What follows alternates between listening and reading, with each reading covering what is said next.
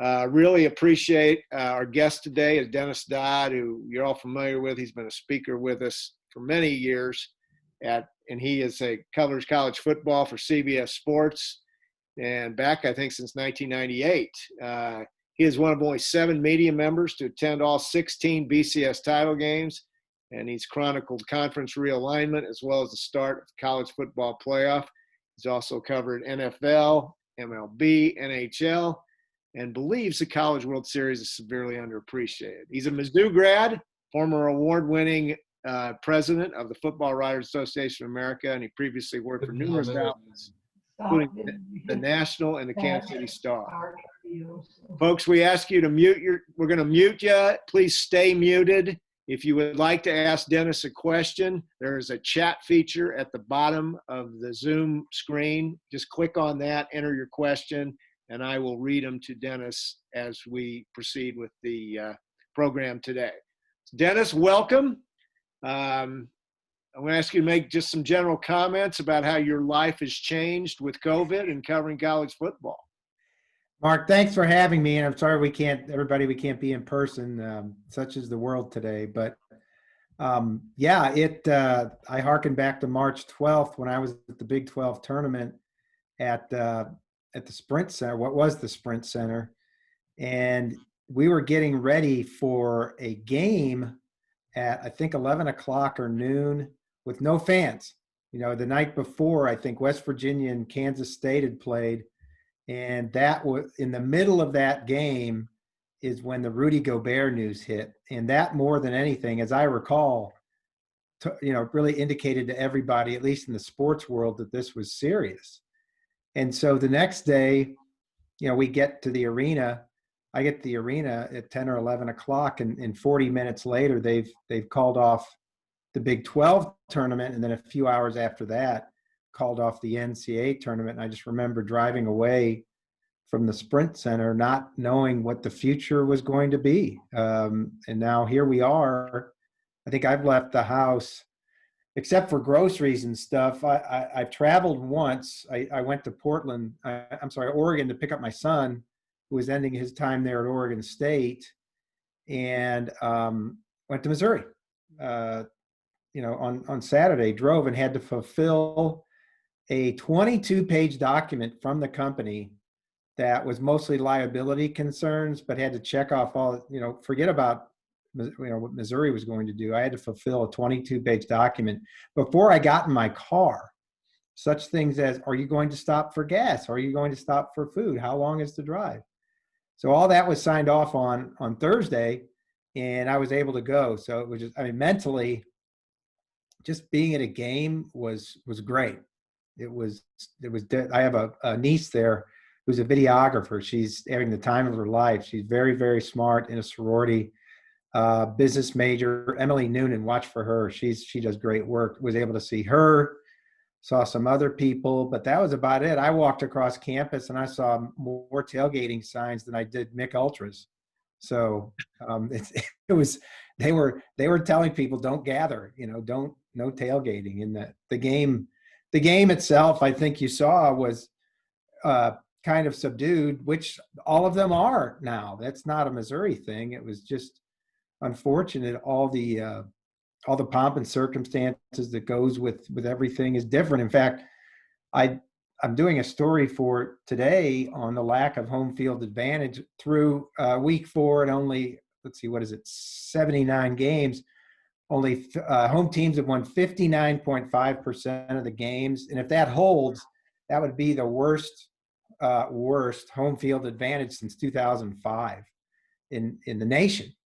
So you can see what it's caused here. A lot of that number isn't very high because non-conference games are not being played for the most part. So these conference games are really, really competitive, as you saw with Mississippi State and LSU, but that's where we are right now. So don't know if I'll be out the rest of the season. I hope I am. I liked a lot what I saw from the Tigers in a game that they were obviously, underdogs against. But Mark, we can talk about that if you want. Yeah, we'd love to get your impressions on the game. Obviously, tough opener for Coach Drinkwitz to have to face the number 2 team in the nation, and they Alabama looked awesome. Their team speed was so impressive. But I thought the Tigers accorded themselves pretty darn well and hung in there and didn't quit. Yeah, I thought they hung in there.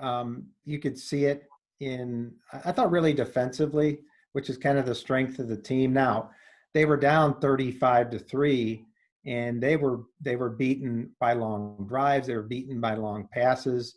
That one catch, actually a couple of catches by Jalen Waddle, who ought to be a Heisman candidate, the receiver for Alabama, is just fantastic. So that he's done that to several teams, and they still, with a lot of losses at receiver, still have two of the best receivers in the country, Devontae Smith and Waddle, and they caught 16 of I'm looking it up, Mac Jones's 18 completions in that game. So I thought Missouri accorded itself well. You're right. After it was 35-3, scored 16 of the last 19 points. Missouri, I thought Alabama had some backups in there, but I really liked the wheel route for the 54-yard touchdown to Beatty.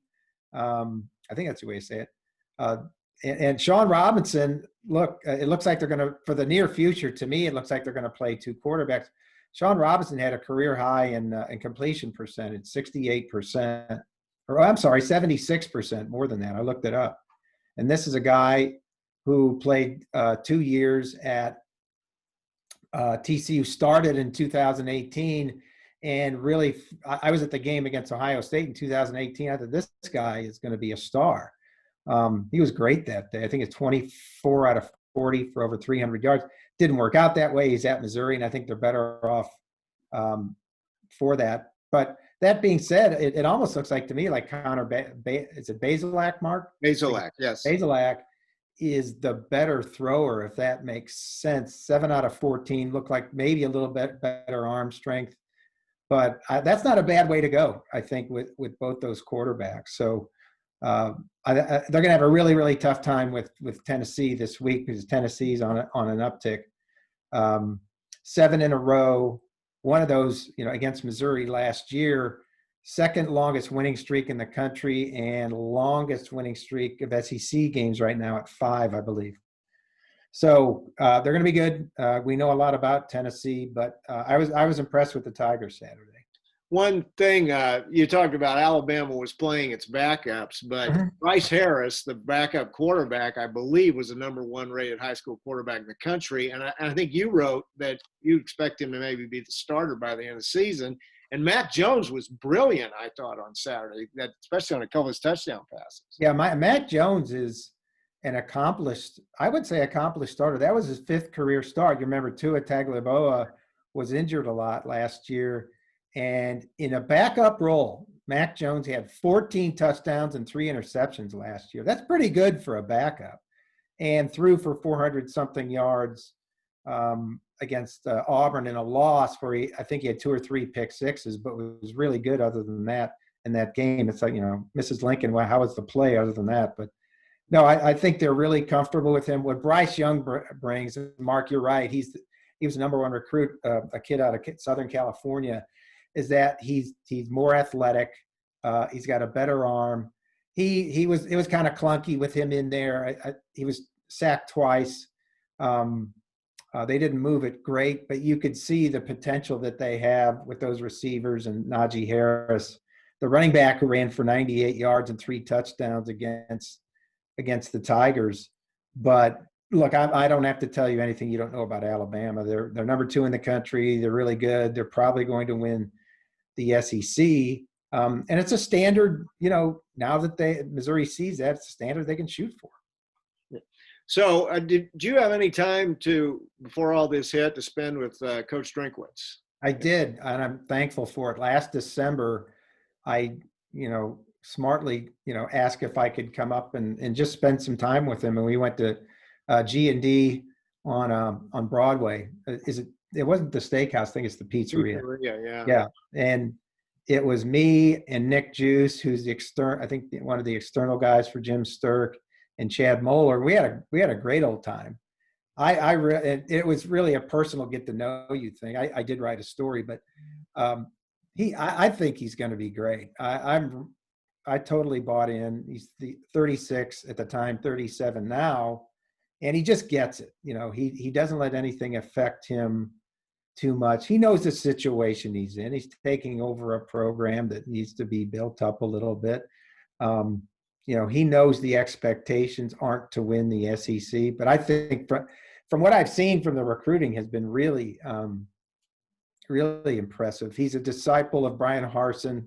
He was the offensive coordinator at Boise State, and Brian Harsin's one of the best coaches in the country. Obviously 13-1 last year with App State. And I think what you're going to see is probably a little in the future, a little more liberal than what they tried maybe against Alabama. It's going to be kind of the shotgun pistol type stuff. I did notice something that I thought I read was going to happen. Don't necessarily expect them to go 4 wide on 3rd and 4 or 3rd and 5. They ran the option, because right now in college football, that's a change-up play. You don't have to run receivers all over the field. So I love his staff. I think he's great, and I think he's going to do great things at Missouri. I think the only pressure, if he feels any pressure, and it doesn't seem like he does, is a 6-year contract worth $24 million that he has to live up to. But to the point that if he was let go today, he would get 20 of that $24 million. That's the way the contract was written. And his agent, Jimmy Sexton, is one of the best. He knew the situation that Missouri was in when they needed a coach, and he pit Missouri against Arkansas, and Missouri won that battle. And you can see what Arkansas ended up with the offensive line coach at Georgia. So we could talk about the internal things that happened before that, but that was the case in the end, and I think Missouri was lucky to get him. How big a disadvantage was it not to have spring football for a new coach with a sophisticated offensive system? A lot. You're installing, you're doing relationships. You're just getting those reps that you get with what is it, 10 padded practices in 15 days, I think. Some schools like Clemson, I think, got as many as 7. Some completed spring practice by the time COVID hit. So it's huge. You got scrimmages, but it's not the same when you're starting on September 26th and Alabama's coming to town. But, right now that's not an excuse. Everybody's in the same boat. And there were several schools that were in the same boat as Missouri not having spring practice. No. The story broke earlier today that the Tennessee Titans and the Minnesota Vikings both had positive tests, and who knows what that's going to do. What are you hearing on the college side? Are we going to have another interruption in the season? Is everybody following the protocols? Just general comment on this crazy situation. Yeah. Oh, I personally think, there's going to be an interruption. There can't help but not be. You've seen how we've gotten to this point where, what we know is what we know, and half the time we don't know it. More than half of the FBS schools aren't even reporting their positives, to the point that, Las Vegas, I did a story a couple of weeks ago, Las Vegas apparently is willing to pay big money for COVID information, the injuries they can get. They don't know about the COVID yet. I use the example of that Arkansas State game against Kansas State. They showed up without all those players and nobody knew about it. It's going to happen. Missouri had, I think 7 were missing on Saturday, because in college, look, it's an open loop. It's a closed loop in baseball and hockey, a little bit not as quite as open you just mentioned or closed in the NFL, and they've done a heck of a job with it. But the biggest advantage for college right now is most everybody, as the days go on, are going to have this daily rapid turnaround testing, which all but eliminates the need for contact tracing, because that's the biggest thing now. Baylor had to cancel or postpone last week or 10 days ago because they didn't have a positive on the team, but there were a lot of contact tracing that they had to hold guys out. And that's the rule. If you contact trace, I think you're out 10 or 14 days if you were close to somebody who had it. So that's going to be a concern. I call it dancing between the raindrops and hoping a thunderstorm doesn't hit, because the prudent thing to do, frankly, would be to try to play next year, but we've seen the implications of that, or frankly, next fall until there's a way to get this down. But, we know why they're playing. They want to get a shot at a percentage of some of that TV money. And it is somewhat safe for now if you try to close that loop as good as you can. Talk a little bit about how the Big Ten and Pac-12 reversed course and what pressures and where it came from. Oh, I'll be here for the rest of the time. Yeah, the Big Ten declared on July 9th that they were going to play a conference season only. And that completely surprised the other Power 5 commissioners to the point they were angry that the Big Ten stepped out and did that. On August 5th, they released a fall schedule. 6 days later, they postponed the season. On August 19th, the commissioner, Kevin Warren, released a letter that said, we are not changing our minds. We're staying in the fall. And then what you saw earlier this month, they decided to come back. I mean, it just shows, and the Pac-12 followed them, basically. It just shows how, it's not disorganized, but how disparate these power conferences are. When people talk about, oh, there's, they're going to leave the NCAA, or, here's a group of conferences that can't even decide in normal times how many conference games they're going to play. So to give them something as important as a worldwide pandemic to figure out, I think is, we've seen it's almost kind of embarrassing. Why couldn't 5 smart people representing those conferences get in a room and figure out, here's what we're going to do. We're going to wait or we're going to go, but we're all going to do it at once. And here's how we're going to do it. Well, and no, they didn't. In fact, the Pac-12, when they announced last week, it was 3 weeks to the day that they had announced groundbreaking daily testing. They'd partnered with a drug testing firm, a pharma in San Diego. Great. What'd you do with it? Well, nothing, until the governor of California said casually offhand, I never said they couldn't practice in California. Wait, what? We've just been sitting here not doing anything? And then the Big Ten came back, and that's when they got the ball rolling. So they're going to play, 6 or 7? The Big Ten's going to play 9, but if you don't know this, the last day of the season on the 18th and 19th, they're going to have a championship game on the 19th, and then 6 exhibition games for the other 12 teams in the league. Second place plays second place from the other division, third one, over those next 2 days. And that, frankly, is to get to bowl eligibility and grab bowls. That's all they're doing. How many wins do you need to be bowl eligible this year with all these? Great question, because the NCAA has just thrown up its hands and said, we don't know. They decided there is no bowl eligibility, mostly because the first protocol in the rules for the college football playoff is you have to be bowl eligible. Well, what does that even mean this year when one team's playing 6, another playing 10 or 11? So you literally may see 1-loss teams in bowls. If a league like the SEC has to fill 9 bowls, which they do, and Vanderbilt's sitting there at 1-9 or whatever it is, they might be in a bowl, because there are no restrictions this year. And with 42 bowls, a record 42 bowls, those bowls need to get, stocked with teams. And if they don't, I think a lot of them will either go out of business or just go dark this year. So the business side of it is showing there is no bowl eligibility this year. Interesting. How tough a job does Bill Hancock and the College Football Playoff Committee have this year? Oh, it's huge. I've done that story on the playoff now, to the point where, because I talked about that first rule, you have to be bowl eligible. Well, then it comes down to, okay, the board of managers, the management committee, that's the 10 conference commissioners plus Jack Swarbrick, the AD at Notre Dame. They set the rules for the CFP. Okay, are they going to step in and say, okay, you need to play at least 5 games or 6 games? Does that make sense? Or are they going to leave it up to the selection committee and just do the eye test on everybody, which opens the door to a tremendous potential problem. If you have like a 6-0 Alabama that has been affected by COVID, we know is really, really good and deserves to be in, but because they've only played 6 games, is fighting like an 8-2 Ohio State, which is upset twice within its own conference.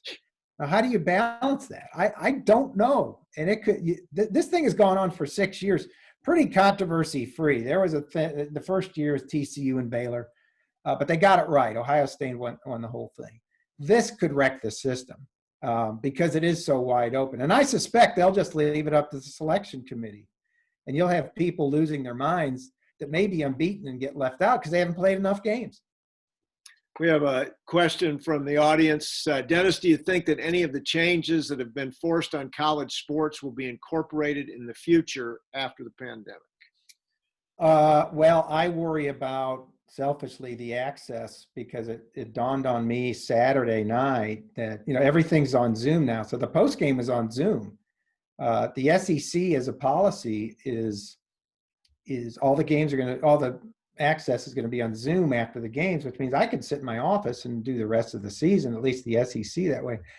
But I don't think that's what you're interested in. I think the protocols that we're getting from the drug testing are going to be carried on. I think the game itself and being around it is going to be a lot more cleaner, because we've seen the potential liability with these schools. They were going to make these kids sign waivers, and that was ruled improper by the NCAA. So I think we'll see a lot more of that. I think Gene Smith, the AD at Ohio State, mentioned something. They may fly in the day of the game if it's close enough to limit contact. Now, again, that's right now. They may bust the games. There's going to be a profound change, and already is financially at these schools. I quoted Jack Swarbrick, that AD at Notre Dame, early on, saying he thinks 3 or 4 schools might go under. Forget the athletic department. He thinks 3 or 4 schools at the bottom end might go under. And you're already seeing, I don't have to tell you guys about furloughs and layoffs at Missouri, at other schools, coaches taking smaller salaries. The question is, I don't think any of this will affect football at its core. They will protect football in general, because that's what they always do. We see this has been, I think the last number I saw was 59 sports have been cut all over the country. That's the most in about 14 or 15 years. So that's going to have an impact. And the bigger schools have already found a way out of it. And I'm sure Missouri has too. There's going to be $107 million shortfall at Ohio State. They've already got plans for a loan.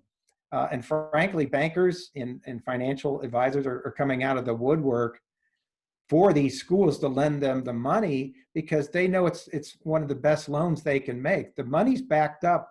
There's no collateral in the athletic department. The collateral is the school backing up the loan, and this money from the TV rights, which is worth billions of dollars. In the SEC, the teams get over $40 million each. So that backs up a loan. So they know the loan is going to be good. And a lot of schools are doing that. If they're not borrowing from the school, they're going to borrow from a third party. Interesting. All right. Don't forget, anybody watching in, go to the chat feature at the bottom, type in your question. We'll forward it on to Dennis. Next question. Do you think the pandemic will have an effect on future conference realignment? I don't. I think when we come out of this, it's going to be about the same. As I said, I think the biggest impact will be financial, what schools will be able to compete at what level. I know there's been talk about regionalizing things, but the SEC as a brand is too valuable to, take in Texas or somebody like that just because it's close to Texas A&M. The same with the Big Ten, even though it is now goes from Nebraska to Rutgers. I think it's a nice idea. I think it could be done, but the Pac-12 is an outlier, mostly because it's a jet league. You got to go from Seattle to Phoenix to play games sometimes. And that's in a league where you can drive across town with Stanford and Cal and USC and UCLA. So they've got that. But I don't think this leads to any more realignment per se. Now, don't ask me what Nebraska's thinking from day to day, because they're always thinking about it. Seems like. Couple other games to talk about last weekend. Georgia-Arkansas, for one. Georgia really struggled on offense that first half. And I know they're trying to play a couple quarterbacks. So you got any thoughts on that game? Yeah, I have a lot. They They're in trouble with their quarterback at a place where Kirby Smart has done a great job acquiring talent, keeping talent, and keeping the pipeline filled. Well, this year after Jake Fromm, they got Jamie Newman as a grad transfer from Wake Forest. When he saw he wasn't going to win the job, he promptly declared or opted out and declared for the draft. I think he has. So they were left with JT Daniels, a transfer from USC. It was really, really good. 2 years ago, had thrown for over 3,000 or 4,000 yards as a freshman, and then wrecked his knee early on last year. And the guy that replaced him, Keaton Slovis, came on, so that he was going to have to compete for the job at least. He wasn't cleared to play until this week. So, and that doesn't even talk about what happened at Arkansas. They started a young kid named DeJuan Mathis, who in May of 2019 was discovered to have fluid on his brain. It wasn't a disease or anything. He just had fluid on his brain. Emergency surgery. Long story short, plate in his head with screws. Inspiring story, but he came back and he stunk. And they had to get bailed out by a guy named Stetson Bennett, who sounds like the Rush chairman at Delta Chi or something. So now they're left with, who are they going to start? JT Daniels is an SEC worthy quarterback, but being cleared and being 100% and starting and playing are two different things. So I think they're in big trouble this week against Auburn. The other game, Texas Tech. You had Texas number 3 in your power rankings this week. They were very fortunate, but it was quite a comeback. It was unbelievable. It was Big 12 through and through. As I said, they were down, Texas down 15 with 3:13 left on the road. And Sam Ehlinger, the quarterback, comes to the sidelines and tells Tom Herman, I think we're going to tie it and go into overtime. I think Tom Herman said, I think so too. And that's exactly what they did. I think that combined with the Oklahoma upset loss to Kansas State really changes the way you think about the Big 12, because I think there's an opening here for Texas. Spencer Rattler was supposed to be the next great one at Oklahoma, the quarterback, and he might be. He just isn't there yet. He completed 39 of his first 45 passes, and then down the stretch in the season, and then down the stretch against K-State went 5 of 13 and ended up throwing 3 crippling touchdowns in the interceptions in the game. Sam Ehlinger is a veteran. He's already beaten Oklahoma. They may have more weapons right now than Oklahoma if you look around the players around him. So in a shootout, I think, Texas is the better team right now. That being said, this exact same thing happened to Oklahoma last year. They lost at K-State 48-41, won the rest of their games and went to the playoff. That too could happen. Okay, a couple other questions from our audience. Did Alabama ever disclose how many of their football players were out because of COVID? And should the SEC require the teams to be more transparent like Mizzou has been? Yes, I think they should. They haven't, and the SEC has left it up to the individual schools to do that. I give every credit to Eli for being transparent. And somebody asked him why he announced the COVID absences, and he said, because it's a public health issue, which it is. This is, Lincoln Riley tried this at Oklahoma, where they almost didn't play the game against Missouri State because they had an outbreak. Now, we don't know for sure how many there were, but he said after the point, the problem is you can't play Harry High School and try to hide the quarterback with the hurt ankle before, he doesn't show up on Saturday. There's a difference between a tweaked knee and a pandemic. It is a public health issue. I think the public should know for their information how many of those guys are out. Now, again, don't identify them individually because those are privacy laws. But I think you do have to do that. And no, we didn't know that about Alabama. We did know because it was tweeted that their secondary coach, Charles Kelly, had an illness and was not there. We don't know for sure if it was COVID. Will bowl games have restricted number of fans? That's yet to be decided. That question has been asked of the bowl people and Bill Hancock at the college football playoff. He said, we're modeling that. It's too early, and frankly, it's too early. It's early enough for them where they don't have to consider it right now. So I would suspect so, knowing what we know now. I really have a fear that March Madness is going to go off as planned in basketball. If that tournament's affected 2 years in a row, then what are we talking about with the NCAA? Because that's the reason they exist. That's 80% of their budget, and they distribute the rest to the member schools. So if that in any way doesn't go off as 68 teams after being canceled, I would watch that one. That's going to be huge news. Here's our regular KU question. What do you think will happen to KU in both basketball and football regarding NCAA violations? I think I personally think that Bill Self is going to get suspended for some amount of time. I think KU is going to get postseason, and I think they absolutely are going to keep Bill Self and come right back out of it and win championships. That's basically what they've indicated. They fought the NCAA tooth and nail on this case. Whatever you believe is true, that's not a good strategy. I think they're going to get hammered. The same things happened at Louisville, by the way, and North Carolina State, which are also in this independent resolution panel, which is a different way of deciding cases. It's not NCAA people. It's people from retired judges and investigators who have no ties to the NCAA. Louis Freeze, the former FBI director, his group, not group, but part of his company is involved in this. So I think KU knows it's going to get hammered. They want to go down on record as saying, we fought this. We don't think it's fair. And Bill Self is going to lose maybe a season, and he's going to come right back and win championships.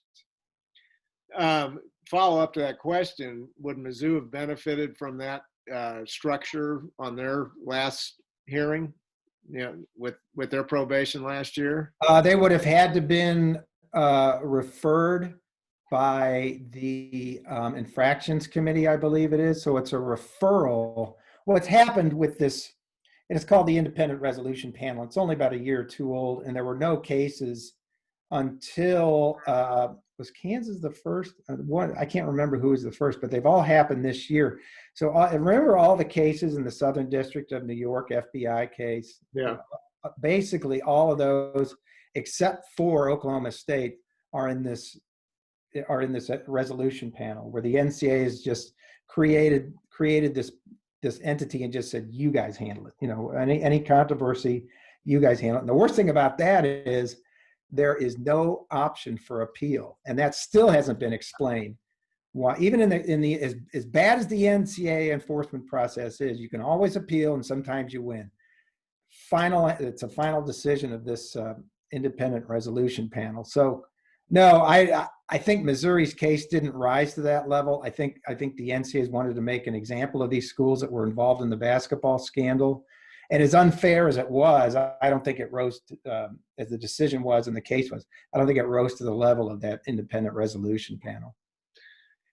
Question related to that, is MU serving its sanctions this year so that it emerges back to normal after this year? So I believe I read that. I believe that is all gone now, with the postseasons on baseball and softball. But there were recruiting limitations in football. And I think those are gone after this year, but I think that decision was made early on when COVID hit. It's like, you're not going to hold Missouri hostage just because, you may not play a season or not. Yeah, that's good. Your early favorites for the Heisman? I like, who did I have this week? Well, KJ Costello threw 5 touchdowns in his first start. Where did he come from? The Stanford transfer. Yeah. Mississippi State. In the end, Trevor Lawrence is going to be there. I think you saw 2 of them Saturday. Najee Harris is going to be up there. I mentioned him, and Jalen Waddle, who's really one of the best players in the SEC because he returns kicks and punts as well. Dylan Gabriel, watch him at UCF. Sam Ehlinger, I mentioned at Texas, and Kyle Trask at the quarterback at Florida had 6 touchdown passes, 4 of them to Kyle Pitts, their tight end. It's going to be a wild year, guys. The defense has taken a holiday, and it's been that way for years. So get ready for a lot of these games every week. And if you were going to pick it today, who are your 4 CFP finalists? Today, I'd go chalk. I think I'd go Alabama, Clemson, probably a second from the SEC, Florida. And I started the season saying I think it's going to be a group of 5 team in there as a long shot. I had Cincinnati. I'm going to change it to UCF. How about that? Okay, that's it. Another question, thoughts on Lane Kiffin and Mike Leach entering the SEC and to a lesser extent, Sam Pittman? Yeah, I just talked to Mike Leach yesterday, coming off that great win at LSU. I think it's great. It's great for the SEC. It's great for the state of Mississippi. It's great for college football because both guys can coach. I mean, it's not, yeah, they're a cartoon show sometimes and they say weird things and they're kind of crackpots sometimes, but they can coach and they can win. I forget what the number was. I think Lane Kiffin has a better winning percentage in his career than Dan Mullen, the Florida coach, which is surprising to me. He can coach a little bit. I think part of Mike Leach's thing in going to Mississippi State was we know he gravitates towards these out of the way outposts where nobody, there's not much media, nobody screws with him. Lubbock, Pullman, Vegas, Starkville, and he likes going there. But I think he wants to prove that his air raid works in the SEC. Newsflash, it already has. In 97 and 98, as Hal Mummy's offensive coordinator, Kentucky led the SEC in passing. So it can be done. So a quick story there that KJ Costello was lured to Mississippi State, no ties except that Mike Leach had recruited him in high school. Mike Leach told him, you can lead the country in passing if you come here. And you know what? He'd already done it. Gardner Minshew, when he was at Washington State, got the same promise. He did it. Watch for KJ Costello to do it. And Sam Pittman, your thoughts on him? Sam Pittman, I love. He was just a lifer. Offensive line coach at Georgia, has been everywhere. I think after the bidding war ended, he's what Arkansas was left with. Believe it or not, Arkansas talked to Deion Sanders. That's where they were in their search.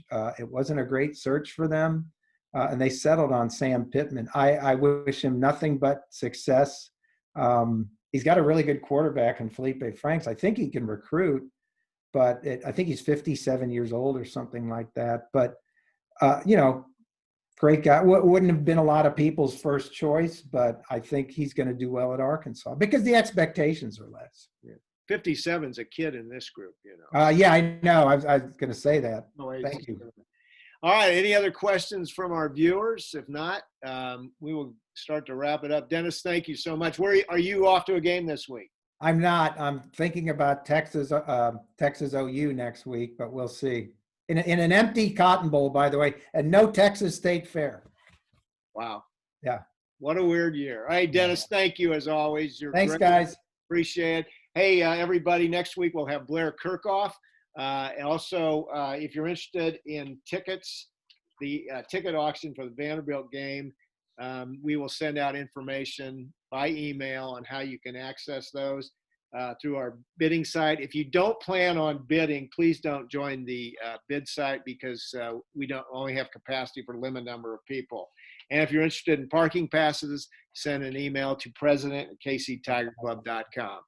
So next week, Blair Kirkhoff from the Kansas City Star will be our guest. And again, if you want to watch this interview with Dennis, it will be played on YouTube again. Dennis is talking to somebody off camera.